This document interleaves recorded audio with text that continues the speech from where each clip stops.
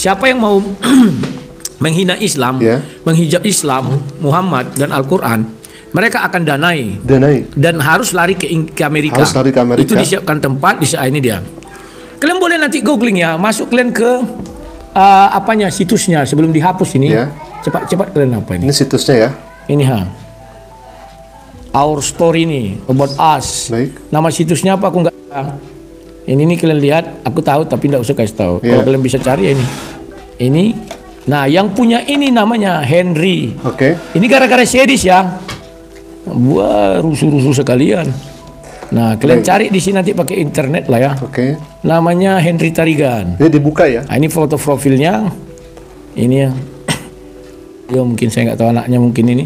Ini bersifat publik ya. Bukan bersifat privat.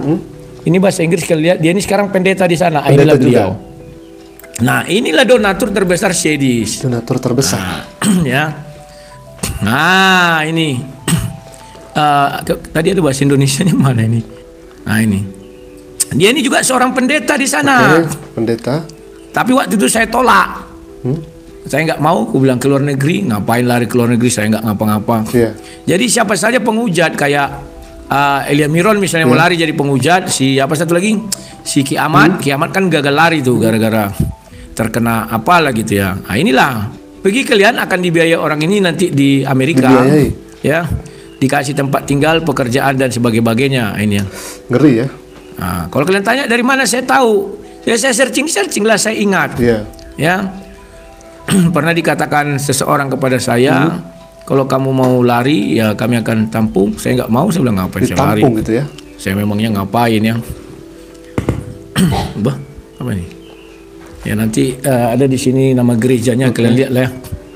Nah ini, jadi ini usahanya banyak lagi, ada hotel.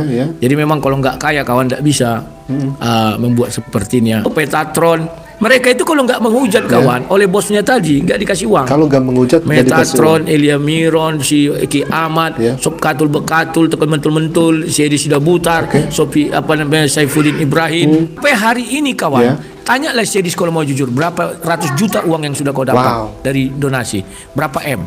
Kok tidak ada batu sebiji pun kau beli? Tanyalah. Kalian hanya dibohongi dia. Dibohongi ya? Kan dibilang dia waktu itu kesaksian dia di rumah itu kan, saya sudah dapat di sana tempat segini. Akhirnya saya pindah sini, harganya 15.000 US dollar atau 35.000 US dollar. Mewah nggak itu? Kalau ukuran Indonesia mewah, kalau sana sederhana ya. Nah ini, aduh, kalian lihat dia live pagi, siang, sore, malam.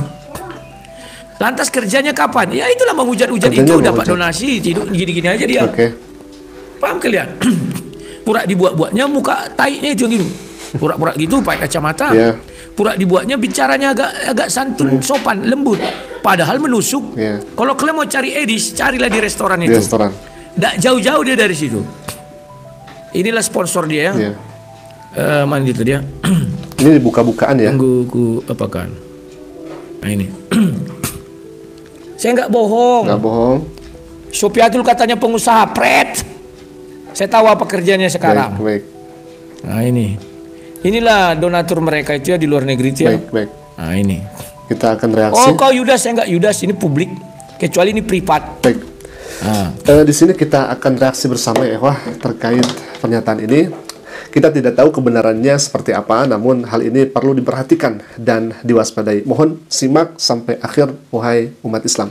Sungguh miris ya, jika benar adanya ada pihak-pihak yang dengan sengaja memupuk fitnah dan menjadikan hinaan terhadap Islam serta Rasulullah SAW sebagai produk yang didanai. Ini bukan sekedar serangan terhadap umat Islam, tetapi ini merupakan penghinaan terhadap akal sehat itu sendiri, Eva. Nah, barusan disebutkan siapa saja yang ingin menghujat Islam, menghujat Nabi SAW, Nabi Muhammad SAW, mereka akan didanai dan harus lari ke Amerika, dan nanti akan disediakan tempat di sana. Mereka bukan sekedar individu yang berbicara, melainkan bagian dari jaringan yang siap menopang, mendukung, dan mengamankan siapapun yang menjadikan kebencian terhadap Islam sebagai dalam tanda kutip ya profesi. Mereka menciptakan sistem yang memberi sebuah panggung begitu ya, menyediakan perlindungan, bahkan membiayai para pembenci. Seolah-olah penghinaan terhadap agama Islam ini adalah pekerjaan yang baik gitu ya, pekerjaan yang terhormat. Nauzubillah min dzalik. Pantas saja ketika mereka menghina dan menghujat, mereka semakin banyak donasi yang mengalir, karena itulah kebencian mereka dijadikan komoditas, hinaan mereka kemudian dijadikan bisnis, dan fitnahan mereka dijadikan ladang untuk mencari keuntungan. Nauzubillah.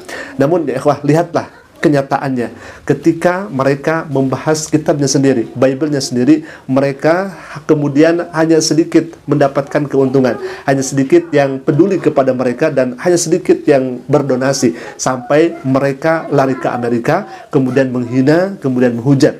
Kalau mereka merasa benar apa yang selama ini mereka katakan, kenapa harus takut begitu ya?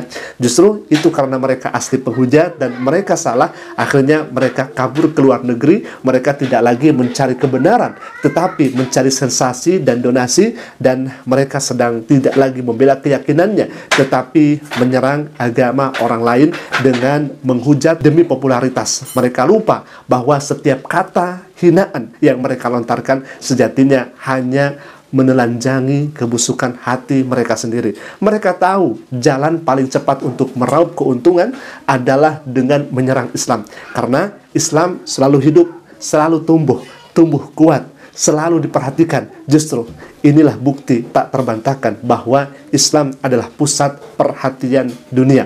Nah, ikhwafillah, maka pesan kami bagi umat Islam, jangan menonton channel non-muslim yang tadi orang Kristen ini sendiri sebutkan, yang berada di Amerika, yang dengan sengaja mereka menghina Islam, menista Islam, baik itu videonya maupun secara langsungnya. Setiap tontonan adalah napas bagi industri kebencian mereka. Semakin banyak yang menonton, semakin deras pula aliran donasi yang memperpanjang napas mereka. Jangan pernah menjadi distributor gratis dari kebencian itu. Tutup saja tabnya, blok, laporkan, dan jangan bagikan. Diam bukan berarti takut. Diam bisa berarti strategi dengan tidak menonton. Kita memutus mata rantai. Sekali lagi, khususnya bagi para penghujat yang berada di Amerika Serikat. Wahai umat Islam, saudaraku, jangan mau diajak debat di live TikTok mereka. Mengapa? Karena setiap detik kalian hadir di ruang mereka atau berdebat live dengan mereka, penghujat yang berada di Amerika ini, setiap kata kalian ucapkan di sana hanya menambah donasi yang mereka dapatkan. Debat bersama non-muslim yang ada di Indonesia yang mungkin saja mereka tidak berafiliasi dengan donatur. Itu yang dianjurkan. Kalau misalkan mau debat dengan mereka yang non-muslim, khususnya ada di Indonesia. Atau kalaupun misalkan mau debat, tantang debat offline, seperti kami menantang debat offline kepada Edi Sidabutar, tapi sampai sekarang dia gak mau. Mereka memilihnya di TikTok agar banyak donasi dan untuk menaikkan rating mereka. Please dengarkan saudaraku, orang Kristen sendirilah yang kemudian membongkar ini semuanya. Semoga hal ini bisa kita perhatikan dan menjadi waspada, karena yakin di belakang mereka ada orang-orang yang seperti orang Kristen ini sampaikan bahwa ada orang yang menandainya. Nauzubillah, kita harus tetap hati-hati dan kita harus tetap waspada. Aku qouli hadza, jika bermanfaat silakan klik tombol subscribe-nya dan jangan lupa tekan notifikasinya agar setiap kami upload video baru, insya Allah akan menjadi pemberitahuan untuk kita semua. Aku qouli hadza. Assalamualaikum warahmatullahi wabarakatuh.